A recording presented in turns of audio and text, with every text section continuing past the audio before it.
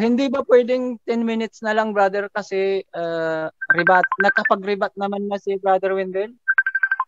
Tagti 10 minutes na lang kami. Walang problema yan, bro. No? So 10 minutes dahil gabi na rin. So go ahead. 10 minutes adjusted time. Okay, so 15 to 10 minutes adjusted time. Go ahead, Brother Ali Javier. Thank you, Brother Roland. Okay, shout out muna yung mga nakikinig at makikinig pa, mga kamusliman. Hindi ko na iisa-isahin, pero yung mga taga-Dibcon, shout out na mga kapwa, mga admin sa pamuno ni Brother Russia. At siyempre sa ating kaibigan si Jirol Olinigo at saka si Sister Ann Berondo. Congratulations sa inyo pong encouragement. At saka si Brother Derek Vincent, yung pinangako mong magsyahada ka, brother. Pag-iisipan mo. Sabay kayo ni Jaime Villafranca. Okay, proceed tayo sa ating rebat. Pansin ninyo si Brother Wendell kung saan yung kanyang mga kasagutan sa tanong, sino kako yung kanya? Hindi niya masagot eh. Sabi niya si Jesus daw yun. Eh bakit Muhammad din ang nabanggit sa baba? Huling sugnay. Nakita niyo ba? Kung ang pangalan ng tao particular ay proper noun, eh bakit isasalin ninyo na lovely? Kita ninyo ngayon? Tatawagan dito sa aking messenger, mga kapatid, kasi maisturbo po yung aking pananalita dito. Thank you. Okay, titingnan ninyo yung Deuteronomio 18:18. Walang iba na napropesya dito. Alam nga naman, coincidence. Ito hindi. Ito nga yung matinong versikulo ng Biblia na si Propeta Muhammad talagang napropesya sa matino na versikulo ng Biblia. Tignan ninyo yung Quran chapter 10 verse 94. Talagang makikita doon sa libro nila yung mga katangian ni Propeta Muhammad. Kita ninyo, Pastor Rayan Puentes, shout out. Ang atin mga kapatid, yung 18:18 ng Deuteronomio, kanilang mga kapatid ang binanggit. Dapat inyong mga kapatid, dahil si Moses ay Israelita sila, parehas si Jesus. Kung Jesus pala ang pinalilitaw ni Brother Wendell. Di sana sinabi ng Diyos sa inyong mga kapatid. Dahil ang magkakapatid, ibig sabihin, Ismailita at Israelita. Kita ninyo yung punto? Kaya nga nandun sa 62 verse 2 ng Quran, huwalladhi ba'atha fil ummiyina rasulam minhum. Di ba minhum? Ibig sabihin mula sa kanilang lahi. Yatlu alayhim ayatihi. Di ba? Ipinangaral ni Propeta Muhammad yung Quran ngayon. Hindi ba sa Isaiah 29:12 na ipagkaloob yung revelasyon? Wala na lang oras eh. Tatanungin natin sana kung ano yung revelasyon na naipagkaloob. Kung tatanggihan ba niya yung Quran? Nandito sa atin ngayon ang Quran. Pinagkaloob doon sa hindi marunong bumasa at sumulat ayon sa 29:12 ng Isaiah. Coincidence ba? Nagkataon lang ba na natupad sa Islam? Hindi, dahil totoo ito. Kaya nga nag-Muslim na yung mga kakristyano nating mga padre, mga ministro, mga pastor, at kabilang na kami, alhamdulillah, buhay na patotoo na kami ay nagabayan sa relihiyon ng Diyos, relihiyon ng mga propeta. Kaya, ngayon pa lang, ini-encourage ko ang ating mga kababayan na nakikinig, particular kay Brother Wendell Talibong, mag-Muslim ka, brother. Ibig sabihin, sumuko ka, tumalima ka. Sabi nga ni Jesus biblically, Marcos 3:35, silang mga tumalima ay mga kapatid kong lalaki at babae. Kita ninyo? Ang punto natin ngayon, kapatid, yung matuwid na turo, wag yung sasalpukin. Mangbasa ka ng sumasalpok mismo sa Biblia mo para pasinungalangan mong si Muhammad ang napropesya. Di Biblia mo ang problema. Kaya nga mayroong Quran na magtutuwid ng totoong turo, brother. Alhamdulillah, ang papuri at pasasalamat ay kay Allah subhanahu wa ta'ala na nagbigay sa atin ng malinaw na mensahe upang tayo ay magabayan sa relihiyong ito. Itong ating last talakayan, 5 minutes. 5 Maraming salamat, minutes. Brother Roland. Maraming salamat. Itong ating talakayan, ako po ay nanghihingi ng paumanhin sapagkat siyempre hindi maiwasan sa mga kataga. Huwag niyo pong isipin na personalan po ito. Hindi. Ito ay faith lamang. Paniniwala lamang po sapagkat obligasyon ng bawat isa sa atin na iparating ang mensahe kung saan ang paniniwala namin ay ito'y kasing paniniwala ng mga propeta na nagtuturo. Ang mga propeta ay sinugo ng Diyos sa bawat henerasyon na nagpangaral sila na sumamba lamang kay Allah. 1636 ng Quran. Kung ihambing ninyo sa Hebreo 1:1, nagsalita ang Diyos sa mga ninuno natin sa pamamagitan ng mga propeta. Tansya nyo, wala bang propeta para sa atin? Tama, si Propeta Muhammad ay huling sugo. Mababasa sa 33:14 ng Quran at mabasa sa 7:158 ng Quran, sugo siya para sa ating lahat. Malinaw yan. Ang katuruan ni Propeta Muhammad ay hindi nalalayo kay Propeta Moses. Nagpapatira pa kung magdasal. Kaya kami ang tatak Moses kung magdasal. Tatak Jesus din kami dahil nagpatira pa rin naman si Jesus kung magdasal. Biblical, kung gusto niyong bersikulo, bibigyan ko mamaya kayo isa-isa. Okay? Si Propeta Muhammad at si Propeta Moses, nagturo sila na parehas na maghugas muna ng kamay ng paa ng mukha at bago pumasok sa tabernakulo at doon magpatira pa kung magdasal. Sino nakakasunod nito? Kami. Kaya maging katulad nyo yan kami. Dapat. Bakit? Ang atin naman matuwid na turo eh. Ano pang kwenta? Nagsugo ang Diyos ng mga propeta kung di tayo sumunod. Particular sa huling sugo. Bakit sarili nyo sinusunod nyo? Ba't nakikipagwindangan kayo mismo sa Biblia ninyo? Ang atin lang mga kapatid, sabi ng Quran, Biblia ninyo, 1 Korinto 14:33, ang salita ng Diyos ay hindi nagsasanhi ng kalituhan. Bakit kayo nagkakawindangan mga Kristiyano? Kalituhan ang dulot niyan dahil kayo mismo nilulugaw ninyo, turo ninyo. Kanya-kanya kayo propeta kayong lahat Kaya ganyan tignan nyo ang punto ng Islam. Mayroong propeta Muhammad na nagturo sa atin ng isang turo sa utos ng Diyos. Di nagkakaisa ang Muslim. Allah ang Diyos. May tumataliwas ba? Kamusliman around the globe? Wala. Propeta Muhammad huling sugo. May tumaliwas ba? Wala. Jesus ay sugo rin. May tumaliwas ba? Wala rin. Tignan nyo sa Kristiyano. Mayroon bang tumaliwas na Jehovah ang Diyos? Mayroon. Ayaw ng ibang kakristiyano nyo na Jehovah ang Diyos. Bakit kayo nagturo na tatlo sa isa? Yahweh, Jehovah, Eshi, YHWH. Sino ang Diyos nyo? Akala ko ba Diyos ang magpapakilala? Bakit kayo ngayon nagpapakilala sa sangdamukan ninyong sikta at relihiyon? Brother, malinaw naman brothers. Mag-Muslim kayo. Dahil dito magkaisa tayo kung di kayo nagkakaisa sa relihiyon ninyo. Sino tama sa inyo? Tama kayong lahat. Ba't di kayo magkaisa? Mashallah. Sa Islam pala yung nagkakaisa. Di mag-Muslim tayo. Tatanungin kita mamaya, Brother Wendell, paghandaan mo sagot. Gusto mo ba mag-Muslim? Last 2 minutes. Muna. Last 2 minutes. Maraming salamat, Brother Roland.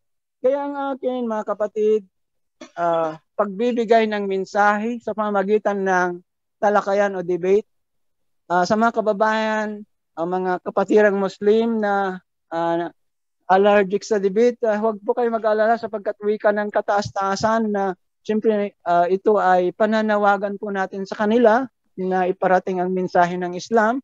Kasi sabi ni Propeta Muhammad, balighu anni walau aya. Iparating ninyo hinggil sa akin kahit sa pamamagitan ng isang talata. Talata ng Quran, di ba?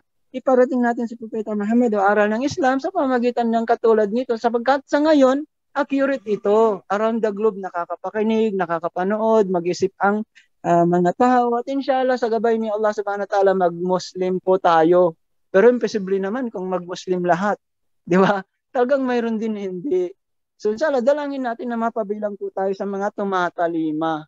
Yun po, Brother Roland. Maraming salamat sa oras mo. Sa ating katanggali si Brother Wendell. Hinahainan kita, Brother Wendell. Mamili kayo ng kasunod na topic sa susunod na pagkakataon. Inshallah. At ready po kami. Congrats kay, syempre kay Brother Rashid Indasan, kung sakali man mapakinggan niya to. Siya yung pasimuno ng ganitong talakayan para may parating ang mensahe ng Islam. At sa lahat ng mga kapatiran, si Brother Sakaging, kung mapakinggan naman niya ito sa kanyang programa na magbibigay mensahe ng Islam sa pamagitan ng talakayan, ng debate. Alhamdulillah, ganito po ang amin bilang mga Muslim, obligasyon po namin sa aming kakayahan ang iparating ang mensahe ng Islam kahit man lang sa pamamagitan ng talakayan sa pinamagatan natin ngayon na propesya ng Propeta Muhammad sa Biblia. Thank you, Brother Roland. Okay. Maraming salamat, Brother Ali Javier, no? Bago ko ibigay ang time ni Brother sa 10 minutes na katanungan, rebuttal period, shout out muna dito sa Debaters Convention, no? Sa YouTube channel nila. Jack Manalo, Faith Defender, Hiribo TV, Analisa Cotamora, Angela Saliling, Analisa, okay. So, Vic Vilda. Okay, maraming salamat. At saka, kumusta kayo lahat dyan sa Debaters Convention? Okay, Brother Windel Talibong, ready na kapatid? Okay, ready na kapatid. 10 minutes cross-examination, rebuttal period. Go ahead, brother, kapag ready ka na. Okay, ready. Unang tanong, sabi mo, kayong mga Muslim ay nagkaisa habang kami mga Kristiyano ay nagkawindang-windang. Tanong, nagkaisa ba talaga kayo tungkol kay Muhammad na propeta na si Muhammad ay hindi dapat sambahin? Yes, brother. Alhamdulillah, around the globe na Muslim, ang punto ko kanina kung bakit kami nagkakaisa sa mga major teaching, yung pinakamahalagang credo, ay nagkakaisa ang mga Muslim. Isa ang Diyos, Allah ang pangalan, walang tumataliwas. Propeta Muhammad, huling sugo, walang tumataliwas. In compare sa Christianity, nagkakasalpukan kayo kung sino ang Diyos, di kayo magkaisa na Jehovah, Yahweh ba o sino ba. Si Jesus, hindi rin kayo nagkaisa kung sugo ba siya o Diyos siya. Yan ang tanda na naligaw kayo, Brother Wendell. Welcome po kayo sa Islam, Brother Wendell. Sunod na tanong. Nang sinabi ng kasama mong ustads na may mga Muslim na nagsamba kay Muhammad, ito po, gamitin ko. Honest lang ako sa iyo nagsabi. Kasi totoo naman nga, may mga Muslim nagsamba kay Muhammad. One time pa nga, may nagsabi sa akin na itagalog ko na lang, bigyan ka ng biyaya ni Muhammad. Sunod na tanong. Nang sinabi ng kasama mo na may mga Muslim nagsamba kay Muhammad, nagkakaisa ba kayo nito? Nagkakaisa ang Muslim, brother, dahil ang word na Muslim, nagpapasakop, tumatalima sa kalooban ni Allah sa turo ni Propeta Muhammad. Ngunit sinabi ni Propeta Muhammad, man amila amalan laysa alayhi amruna fahuwa rad. Ang gumawa ng gawain na hindi kabilang sa aming katuroan ay hindi tatanggapin. Alam mo, brother, bawal lugaw sa unawa. Okay ba, Brother Wendell? Thank you. Sunod na tanong, ulitin ko ang moderator. Nang sinabi ng kasama mong ustads na may mga Muslim na sumasamba kay Muhammad, nagkakaisa ba kayo nito? Nagkaisa kami na walang sumasamba kay Propeta Muhammad. Siguro lang, brother, hindi mo naintindihan kung bakit niya yan sinabi. Bakit? Dahil may mga Muslim talaga na wala silang alam, akala mo ay yung ginagawa nila tama, pero mali nga. So, ibig sabihin ng hadith ni Propeta Muhammad, hindi tatanggapin yung ginagawa na mali. Kaya nga ito yung katuwiran ng Diyos, tauhid, matuwid. Yun ang punto, brother. Sunod na tanong. Nang sinabi ng kasama mo, honest lang ako sa iyo nagsabi. Kasi totoo naman nga, may mga Muslim nagsamba kay Muhammad. Na totoo na may mga Muslim nagsamba kay Muhammad. Ito po bang pagsamba kay Muhammad ay pagkakaisa ninyo? Brother, hindi po totoo na may sumasamba na Muslim kay Propeta Muhammad dahil ang word na Muslim, Arabic terminology, tumatalima, sumunod, sumuko, nagpapasakop sa kagustuhan ng Diyos sa tinuro ni Propeta Muhammad. Ang sambahin lamang ay si Allah. Sundin mo yung paraan ni Propeta Muhammad. Ganun ang Muslim. Malinaw ba, brother? Uulitin mo ang tanong, uulitin ko ang sagot, hindi ka makakaalis, mapapaghalata na wala kang alam na mga itanong. Objection, moderator. Objection, go ahead. May ruling tayo. Walang atake personal. Okay. Counter-objection, brother. Noted. Counter-objection. Yes, go ahead. Nakasagot naman po ako sa mga categorical eh. Di ba sa akin yung kasunod, explanation lang. Kung di ko sabihin yun, paano nyo malaman? Okay, moderator's time. Okay, moderator's time. Huwag nating kalimutan mga kapatid, ito ay isang religious debate. Lahat ng sagot natin, lahat ng follow-up answer natin after sa 1 minute natin, dapat hindi talaga pang-atake personal. Okay, so iwasan na lang natin yung dulo na ganon, Brother Ali Javier, kung pwede. Ako rin mag-object, brother. Pwede ba? Objection, yes, please. Pwede. Bakit nga i-object ang aking kasagutan samantala sagot po yun eh. Ang sagot, tanggapin mo o hindi, pakinggan mo lang, kagat-labi lang, brother. Hindi yata kayo marunong sa debate eh. Okay, bro diba? Bro Ali, sandali, Bro Ali. Hindi naman siya nag-o-object doon sa sagot mo, doon lang sa atake personal mo. Hindi po ba yun sagot ang ko yun, brother? Hindi ko po ba sagot yun? Yeah, yun nga, sagot mo nga yun, kasama sa sagot yun, pero atake personal pa rin ang dulo. Iwasan na lang natin, bro, kasi religious debate man ito, bro. Kung pwede lang, ha? Kung pwede lang. Maraming salamat, brother Roland. Okay, sige. So, go ahead. Okay, objection time natin, 6 minutes and 18 seconds. Kapatid na Windel, go ahead. Sabi mo na wala talagang Muslim nagsamba kay Muhammad. Nang sinabi ng kasama mong ustads na anis yan na may mga Muslim nagsamba kay Muhammad, ito ang pahayag niya. Anis lang ako sa'yo nagsabi. Kasi totoo naman nga, may mga Muslim nagsamba kay Muhammad. Sabi mo, walang Muslim nagsamba kay Muhammad. Samantalang kasama mo, anis yan na may mga Muslim nagsamba kay Muhammad. Sangayon ka na ang kanyang sinabing anis, sinungaling siya. Hindi ako sang-ayon, brother, kasi hindi mo naman alam yung puso ni Brother Ibrahim Romas na nagsasalita diyan kung ano talaga ibig niyang sabihin. Dahil kung ang Diyos mismo ang magsabi na sambahin si Muhammad, sana sasambahin namin. Pero walang Muslim na sumasamba kay Muhammad. Bawal ang unawang lugaw. Uulitin ko, brother. Bawal ang salpukan. Thank you. Sunod na tanong. Dahil bawal ang unawang lugaw, sang-ayon ka na bawal din ang sagot na lugaw kung sinabi ng kasama mo na may mga Muslim talagang sumasamba kay Muhammad. Hindi ako sang-ayon, brother, na may sumasamba kay Propeta Muhammad dahil walang patunay, walang mababasa. Ang mga tao na nagsasabi niyan ay ikaw na lamang katulad ng ating particular ngayon na pinag-uusapan. Hindi ka ba makapag-move on at maghanap ng ibang katanungan? Yan na lang. Hindi ba ang daming bersikulo na dapat mong itanong? Bakit yan ang iyong pinagdidiskitahan? Brother, palawakin mo naman ang iyong mensahe para mayroong bitamina ang iyong mga katanungan at mayroon tayong mapatukuha na aral. Thank you, brother. Sunod na tanong. Sino ngayon ang nagsabi ninyo ng totoo? Si Romas na ayon sa kanya? Anis lang ako sa'yo nagsabi. Kasi totoo naman nga, may mga Muslim nagsamba kay Muhammad. Si Romas nagsabi na may mga Muslim nagsamba kay Muhammad. Sabi mo, walang Muslim nagsamba kay Muhammad. Sinong nagsabi ninyo ng totoo?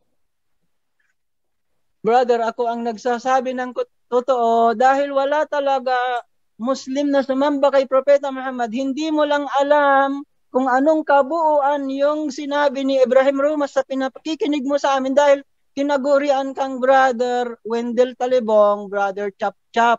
So hindi na ako nagtataka kung bakit ganyan ka gumamit ng mga particular na stand mo. Bakit, brother? Dapat yung matuwid na turo, huwag yung nagsasalungatan. Wala pong sumasamba kay Propeta Muhammad. Period. Objection, moderator.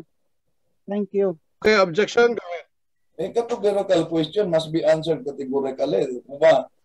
Huwag gagamitin salungatan. Kaya nga ginamit ko, moderator, dahil salungat sa kanyang sinasabi. Okay. Bro, nagsagot siya ng categorical no before sa kanyang explanation. So, ang sagot niya ay siya ang nagsasabi ng totoo. Thank you. No? So, Thank you. so, yan yung categorical answer niya, bro. Tapos meron pa siyang naiwan na 20 seconds.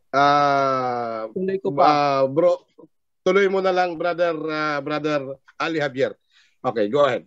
Thank you, Brother Rola. Brother Wendell, kagatlabi lang, brother. Kapag ka nakakapakinig ka ng sagot sa tanong mo kasi, yung tanong mo rin, brother, naghahanap ng sagot eh. Natural lang po, brother, yung aking mga sagot para matimbang natin kung alin talaga ang katotohanan. Paano mo ulit-ulitin na yan Okay, yung time. aking sagutin Next samantalang. Thank you. Next question. Sunod na tanong.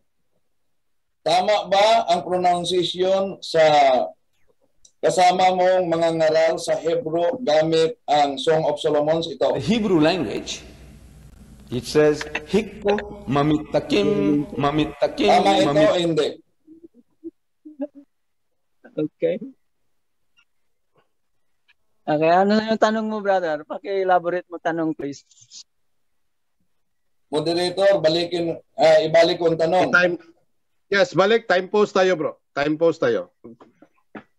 Dahil ginagamit ninyo ang Hebrew sa Song of Solomon, tama ba ang pronunciation sa mga kasama niyong mga ngaral ng kanyang binanggit ito? The Hebrew language, it says, Hikko, mamitakim, mamitakim, mamitakim. Hikko mamitakim, Viko mamitakim. Hikko mamitadim, hikko. Ito. Sino ang nagsabi sa kanila ng tama? Hikko mamitakim, hikko mamitadim. Okay, thank you, brother. Ang nagsasabi sa kanila ng tama ay yung tama na mababasa. Napupulaan ngayon, brother, na Biblia mo kahit sa Hebreo, bulbul talaga. Ibig sabihin, buhol-buhol. Hindi malaman kung alin talaga ang mabigkas. Dahil kung ang mga pantas ay nababasa nila yan, dapat magkaisa rin sila. Biblia pinag-uusapan, brother. Alam mo ba na ang Diyos ay hindi ulyanin nang sa ganun, hindi iba-iba ang mabasa sa inyong Biblia? Alam mo ba, brother, sa Jeremiah 8:8 na sinulat ng mga sinungaling na eskriba ang Biblia na yon? Basahin mo ang Lucas 1:1-4, nagmistula pong dyaryo ang Biblia na yan. Tingnan mo, brother, ang punto natin ay propeta. Pero bakit nagpunta tayo sa pronunciation? Dapat ang titulo natin pronunciation, dapat yun ang ating pag-usapan Tama ba, brother? Sorry, Brother Wendell. I love you for the sake of Allah, brother. Hindi Okay, po time. ito personal lang, kundi Next question. lang ng brother. Yes, hindi ito Bro, Wendell, personalan. last two questions. Last two. Ang categorical question ko ay ito.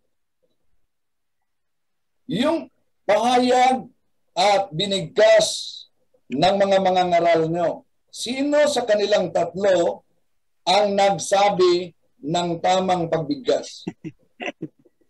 Brother, sabi ko nga, kung sino yung nagbigkas sa kanila ng tamang mabasa, yun po yung tama sa kanila, brother.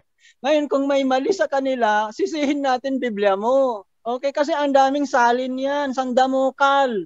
Hindi rin malaman kung ilan ang libro ng Biblia. May 73, may 66. Mayroon na ngayon Arabic Bible, 61 books. Next convention, editin niyo ulit. Gawin 50 books. Sana magkaisa na, brother. Thank you. Hindi ako magpapahaba ng sagot kasi baka makasakit ako, brother. Thank you.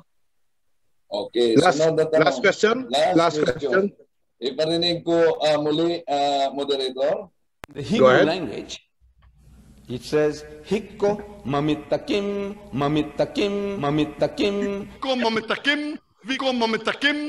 Hikko mamitadim, hikko mamitadim, hikko mamitadim. Sang-ayon ka ba na ang pagbanggit nito sa Hebrew, mamtakim, hindi mamatakim? Ulitin ko yung sagot ko kanina, brother. Baka hindi mo lang maintindihan, please. Yung binasa ni Brother Romas, parang kaiba sa binasa ni Ahmad Didat kay Zakir Naik. Yung mga boses pa lang kilala ko, ano? Ang sabi ko, kung alin ang mabasa, yun dapat ang ating paniwalaan. Huwag mong gawing reference, brother, yung mga boses ng ating mga Muslim na yan. Kasi tayo, brother, nakabase sa Quran at Biblia, hindi kayo mga scholar. Pwede ba, brother? Yung magandang tanong naman para sa mga nakikinig. Thank you. Maraming thank you. Okay, maraming salamat kapatid na Ali. At yun ang last na tanong sa rebuttal time ni Brother Windel Talibong.